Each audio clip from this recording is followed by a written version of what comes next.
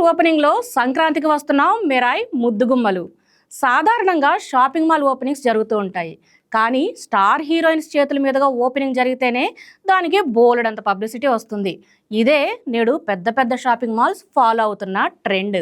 Star heroines Aishwarya Rajesh, Ritika Nayak చేతుల మీదుగా గుంతకల్లిలో శుభప్రదం మెగా షాపింగ్ మాల్ శుక్రవారం గ్రాండ్ గా ప్రారంభోత్సవం జరిగింది.